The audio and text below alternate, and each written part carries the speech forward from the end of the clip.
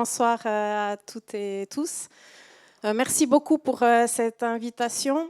Quand Rino m'a appelé, il m'a dit je pense que ce serait bien que tu viennes un peu raconter ce que tu fais, mais au travers de qui tu es. Alors c'est un petit peu différent de ce que j'ai l'habitude de faire, mais je vais essayer. Et rien que le titre Inspire, ça m'inspire beaucoup, parce que ça, c'est vraiment ce qui est la ligne, on va dire, directrice de tout ce que j'ai fait. Donc, je vais essayer de vous raconter un tout petit peu mon parcours, avec quand même un petit peu quelques projets, et puis qui, j'espère, vont vous intéresser. Donc moi, ce qui m'inspire depuis toute petite, c'est la nature. J'ai toujours adoré essayer de comprendre comment elle faisait toutes ces merveilles-là. J'aime cette nature parce que c'est tout un mélange de complexité, de simplicité absolue et surtout de beauté. Et c'est vrai que depuis toujours, je me suis dit, pour moi, c'est très clair, j'ai envie en fait de faire des sciences, j'ai envie de faire par exemple de la biologie ou de la chimie, c'est le choix que j'ai fait, c'est la chimie, parce que j'ai envie de comprendre comment ça se passe, j'ai envie de découvrir en fait toute cette magie qu'il y a là derrière. Donc j'ai fait un doctorat en chimie dans lequel j'ai été dans la recherche très fondamentale, où j'ai synthétisé des molécules en essayant d'imiter la nature, puisque je ne sais pas si vous le savez, mais la nature, quand elle synthétise ces molécules, elle a souvent tendance, quand il y a des spirales dans ces schémas, de faire des spirales qui tournent tous dans le même sens. Si on regarde les coquillages, par exemple, la spirale d'un coquillage, elle va tourner principalement sur la droite, et c'est très très rare qu'il tourne sur la gauche. Et quand on essaye de synthétiser de manière artificielle ces molécules, eh ben, on le fait moins bien que la nature parce qu'on synthétise en principe 50% de côté gauche et 50% de côté droit. En fait, c'est une thématique qui est très importante parce que quand on fait des médicaments, on s'est rendu compte que certaines propriétés de ces médicaments pouvaient être très néfastes quand on était dans l'image miroir de la molécule qu'on souhaite. Et donc, c'est tout ce qui avait inspiré ces recherches, d'être capable de contrôler, la synthèse de molécules qui tournaient toutes dans le même sens. Et c'était une manière déjà de se dire comment est-ce qu'on peut imiter la nature. Et je peux vous dire que c'est extrêmement complexe. Après toutes ces années en fait, de laboratoire, de cuisine, comme j'aime dire, parce que j'aime bien cuisiner aussi, j'avais envie d'être plus dans le concret, on va dire, et de me dire j'ai envie d'avoir un peu un impact, on va dire, un peu plus tangible que celui qu'on a dans la recherche fondamentale, où bien sûr on sait toujours que c'est important et que ça a des effets, mais c'est plutôt des perspectives à 20, 25 ans, et qui sait, peut-être finalement ça n'aboutira à rien. Donc j'ai eu la chance à ce moment-là, c'était au moment du projet de l'avion solaire de Bertrand Piccard, Solar Impulse, de pouvoir intégrer d'une certaine manière ce projet qui me fascinait à ce moment-là. Ce qui me fascinait surtout, plus que le projet lui-même, c'était de me dire il y a des fous en fait ici qui croient qu'on est capable de faire un tour du monde en avion solaire. Et ces fous, ils sont capables juste de mettre en route ce projet et de le réaliser. Et je me suis dit, moi, j'ai envie de travailler avec des gens comme ça. J'y connais absolument rien au solaire, mais c'est ça qui me motive. Et c'est comme ça que je suis entrée dans le solaire, il y a maintenant presque 15 ans, à Neuchâtel, où il y a un centre, le centre photovoltaïque suisse, maintenant qui se trouve au CSEM, mais à l'époque qui était dans les laboratoires de l'EPFL, où j'ai été engagée là pour travailler sur la conception de panneaux solaires, comment on peut rendre un panneau solaire plus fiable, comment est-ce qu'on peut améliorer sa durée de vie. Et surtout, une thématique qui m'a beaucoup plu dès le départ, c'est comment est-ce qu'on peut transformer ce panneau solaire en un élément de construction. Comment on peut faire en sorte, en gros, que des architectes aient envie de mettre ces panneaux solaires sur des toitures ou sur des façades. Donc, on a travaillé comme ça plusieurs années, avec toute une équipe, bien sûr, à l'EPFL et au CSEM, à trouver des moyens de transformer un panneau solaire en un élément de construction. Ça veut dire en lui modifiant sa couleur, sa texture, son design, parce qu'effectivement, un panneau solaire qui vient dans une façade de bâtiment, il n'a pas tout à fait la même conception qu'un panneau solaire qui est fait pour une grande centrale électrique. Et je vais vous montrer quelques exemples de ça après. J'ai fait comme ça environ 9 ans, entre les PFL et le CSEM, dans la recherche et le développement. Et puis un jour, j'ai rencontré notamment Raphaël Pizzera, qui est ici, qui travaille pour Inox Communication. On se questionnait en fait chacun aussi de notre côté sur le rôle des technologies dans la société aujourd'hui. On développe énormément de technologies, mais est-ce que finalement on a besoin d'autant de technologies? Il y a des technologies qui sont essentielles, qui permettent de sauver des vies, d'améliorer des conditions de vie. Mais il y a peut-être aussi des technologies qui sont moins bénéfiques et qu'on pousse pour des raisons parfois économiques. Et peut-être parfois on a besoin de moins de technologies. Toutes ces questions-là, je me les posais depuis longtemps. Elles étaient difficiles d'être abordées dans un centre suisse d'électronique et microtechnique dont le sens premier en fait, est de développer des technologies pour les mettre sur le marché. Et en partageant un peu toutes ces réflexions avec Raphaël et Lats Klatny aussi, qui fait partie du team de Compass, on s'est dit, OK, alors maintenant, ce qu'on va faire, c'est qu'on va créer ensemble une association qui s'appelle Compass. Et dans cette association, on va en fait réaliser des projets qui lient l'art et la science. Allier l'art et la science, ça permet d'ouvrir tout un tas de questions, un domaine de réflexion complètement nouveaux qui permettent d'aborder ces questions de manière très libre et puis de manière aussi plus émotionnelle que quand on parle uniquement de technologie.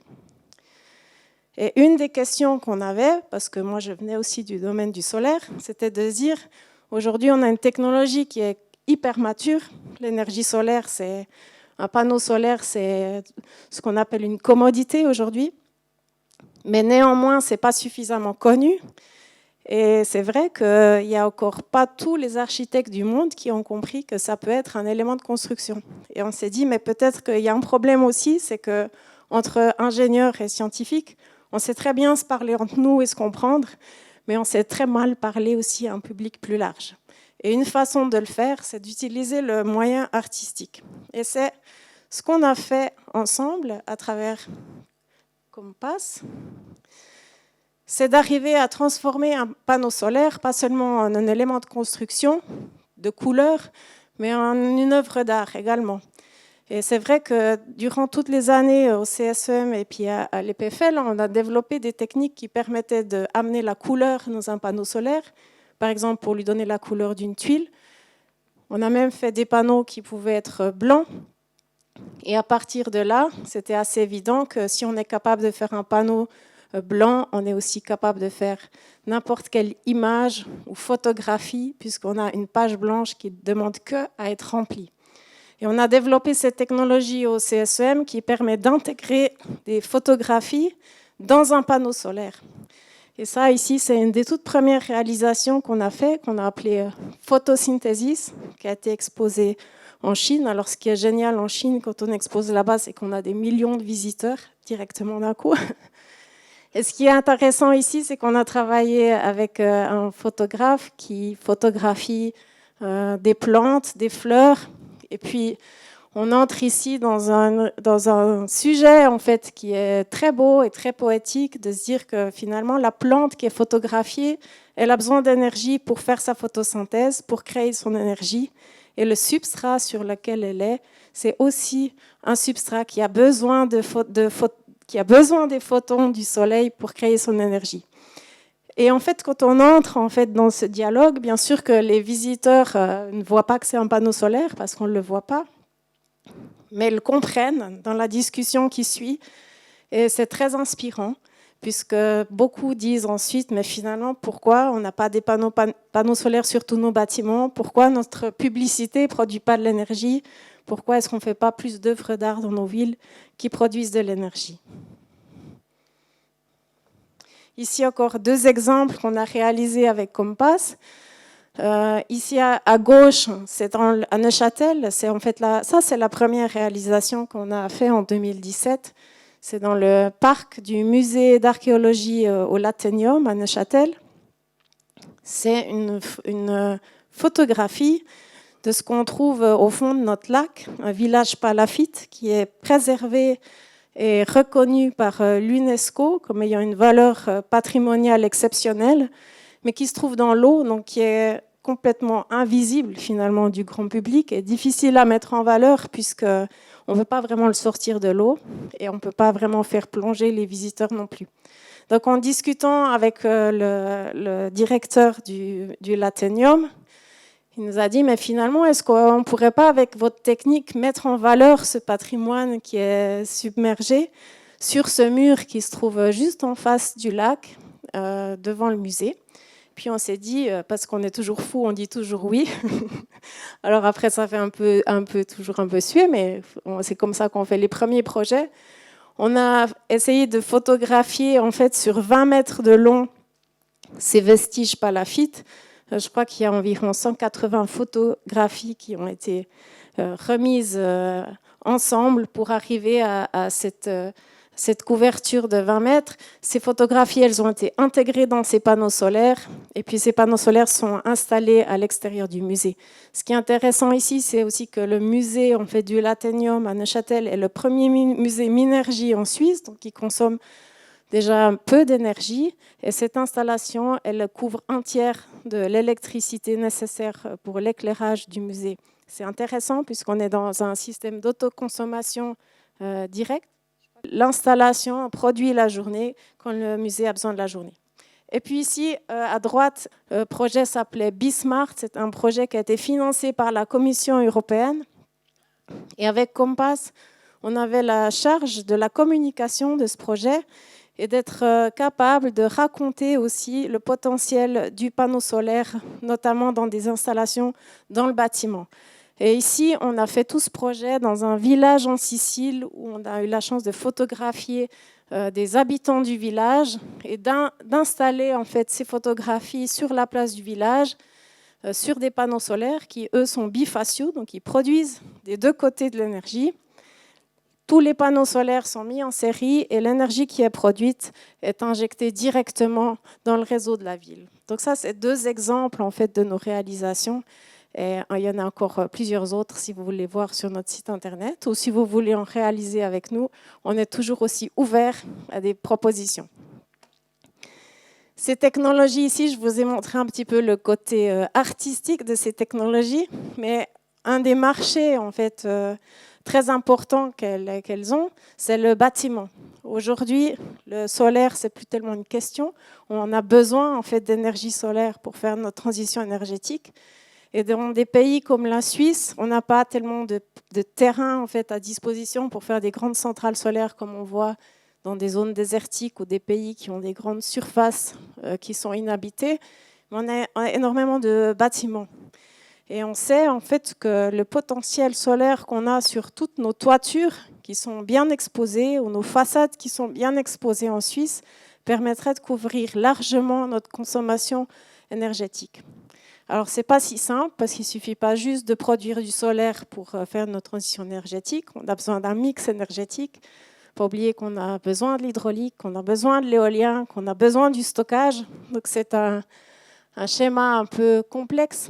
Mais le solaire est bien sûr aujourd'hui l'énergie qui coûte le moins cher à sa production. Donc, une façon d'amener le solaire dans notre pays, notamment en Suisse, c'est de l'amener sur le bâtiment, en couvrant bien sûr toutes les toitures plates de grandes centrales solaires super performantes, mais aussi de l'amener dans la toiture et de l'amener dans la façade comme un élément de construction. Ici, on a un exemple deux exemples, en fait, même 3 exemples, sur lesquels j'ai eu la chance de travailler à travers mon bureau LMNT Consultancy, avec lequel j'accompagne des bureaux d'architecture dans l'intégration du solaire. En haut à gauche, et puis sur cette grande image ici, on est en Suède, on est dans la ville de Uppsala, un projet qui a été réalisé par White Architecture, qui s'appelle ici Magazine X. C'est le premier bâtiment qu'ils ont construit 100% en ossature bois, qui est un bâtiment à énergie positive, donc qui produit plus d'énergie qu'il en consomme. Ce qui est intéressant dans les pays du Nord, c'est vrai qu'ils sont très en avant sur ces questions-là. Et l'objectif de ce bureau d'architecture, c'est d'atteindre un bilan carbone de 0 pour 2030. Donc, on y est très, très vite. Dans ce projet-là, il a été complètement conçu en voulant intégrer du solaire. Donc, sur la toiture, on voit une centrale solaire assez classique. Et puis ici, sur le zoom, on voit peut-être mieux que les parties noires verticales entre les vitrages sont des panneaux solaires. Et ce qui a été intéressant ici dans la conception de ce projet-là, c'était que la volonté était dès le départ d'intégrer ces panneaux solaires. Ça n'a pas été quelque chose qu'on a ajouté par la suite. Donc, ils ont été intégrés dans le design complet en fait, du bâtiment.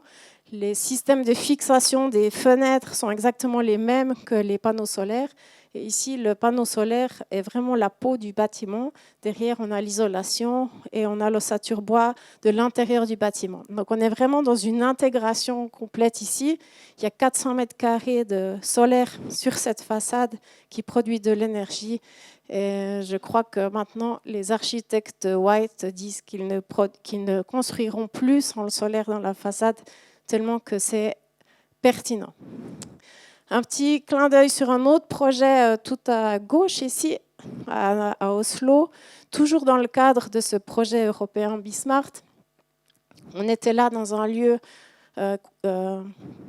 construit pour des personnes qui ont des problèmes d'Alzheimer, donc assez fermé, mais chacun avec ses habitations individuelles. Et sur la toiture de ce complexe, toute une promenade en fait, qui avait toute une centrale solaire de panneaux noirs. Et là, ils nous ont demandé en fait de réfléchir avec eux comment est-ce qu'on pouvait utiliser ces technologies pour transformer le panneau solaire noir en un panneau solaire un peu plus intéressant aussi esthétiquement. Et on a ici proposé ces patterns norvégiens traditionnels et puis aussi des extraits de poèmes qui ont été sélectionnés. Et puis un dernier exemple ici pour vous montrer qu'un bâtiment peut avoir des façades solaires sur tous ses côtés, y compris au nord. On est ici à Neuchâtel, c'est le bâtiment de la faculté des sciences de l'université qui a été rénové. Ce bâtiment avait à l'origine des pierres qui s'effritaient, il a fallu les remplacer et ils ont été remplacés par des panneaux solaires noirs qui ont exactement le même format que la pierre originale. Donc la structure de montage a été complètement gardée et ces panneaux ont remplacé des pierres. Ça peut paraître un peu surprenant d'avoir fait le choix d'une façade solaire noire. Effectivement, c'est la façade qui va produire le moins, mais ça a aussi été un choix architectural de se dire qu'on va garder la même matière sur toutes les faces du bâtiment, pas changer de matérialité pour cette face nord, et que finalement, si on voulait garder en fait le même matériau, même inactif, d'un point de vue économique, ça ne faisait pas beaucoup de sens, puisque aujourd'hui, ce n'est pas les cellules solaires qui coûtent cher dans un projet, mais c'est plus toute la planification, tout le système de montage, la main-d'œuvre qui doit être mise en œuvre pour un système de façade notamment. Juste un petit clin d'œil ici aussi sur d'autres projets qui ont été réalisés, comme en utilisant le panneau solaire comme un élément de construction, qui peut être aussi installé dans des bâtiments et des sites protégés. On a ici le tout premier projet au monde avec des panneaux solaires qui ont la couleur de la terre cuite dans le village de Écuvillens dans le canton de Fribourg. Et puis ici en bas, à droite, le deuxième projet au monde qui a été construit à Neuchâtel au château d'Auvergne, aussi une toiture solaire. Et c'est intéressant en fait de voir que ces deux projets qui ont mis des années. Donc, au château d'Auvergne, ça a pris 5 ans pour convaincre l'Office du patrimoine qu'on pouvait, dans un village protégé, installer des panneaux solaires sur un hangar viticole. Aujourd'hui, ces projets ont fait plein de bébés. On en trouve de plus en plus partout, beaucoup en Suisse, en Europe. Et donc, ces projets de démonstration, ça vaut la peine de suer un peu, puisque en fait, c'est nécessaire et qu'ils sont eux aussi inspirants. Je vous ai parlé de la façade, juste comme ça brièvement. C'est vrai que dans un projet solaire, la partie, on entend souvent encore le solaire, c'est trop cher. Alors, je pense que oui, ça peut être parfois cher, mais il faut bien s'entendre sur quoi on parle quand on dit que c'est trop cher. Le solaire, ce n'est pas que le panneau solaire, puisque dans une installation solaire, si on prend une façade solaire, par exemple, on voit que le coût du panneau solaire dans le total de l'installation, c'est environ 20% du prix d'une installation solaire.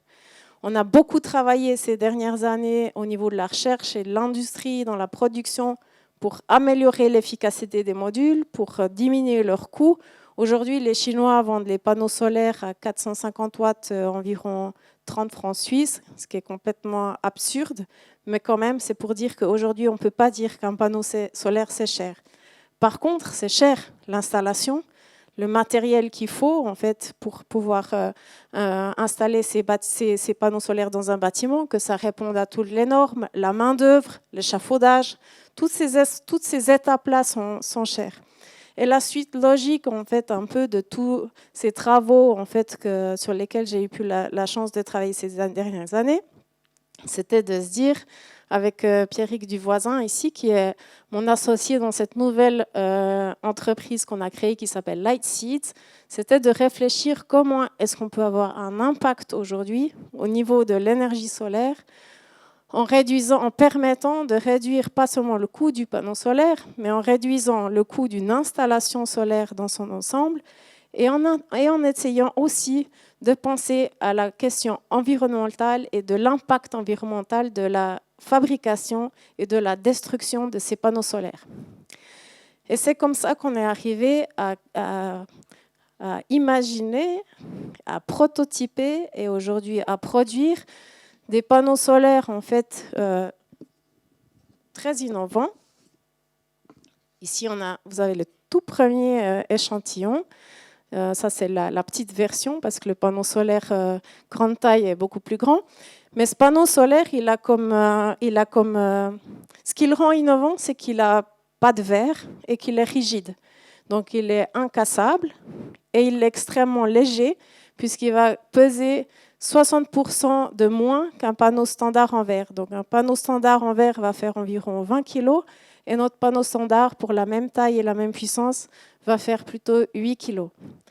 Il n'y a pas aujourd'hui sur le marché des modules légers rigides. On trouve beaucoup de modules qui sont légers mais qui sont flexibles, mais donc qui ne peuvent pas s'installer facilement sur le bâtiment puisqu'on va devoir de nouveau trouver un autre substrat pour les rigidifier. Ce qui est aussi important par le fait que ce panneau solaire il est léger, c'est qu'il permet de réduire ses coûts d'installation. Il permet de réduire au moins par 2 le matériel nécessaire, la quantité de matière nécessaire pour faire une installation sur une paroi. Il va aussi permettre de réduire les coûts de transport et de main-d'œuvre parce qu'il est extrêmement léger. Et cette diminution des coûts, elle est pour l'instant estimée à environ 30% par rapport à une installation standard. Et on est encore très, très conservateur sur ces chiffres-là. Et le troisième aspect qui est très important ici et qui devient de plus en plus important aussi en Europe, c'est son empreinte carbone. On a éliminé le verre et pour amener sa rigidité, on a utilisé ici un matériel composite biosourcé qui, entre nous, je peux vous dire que c'est en fait un simple carton.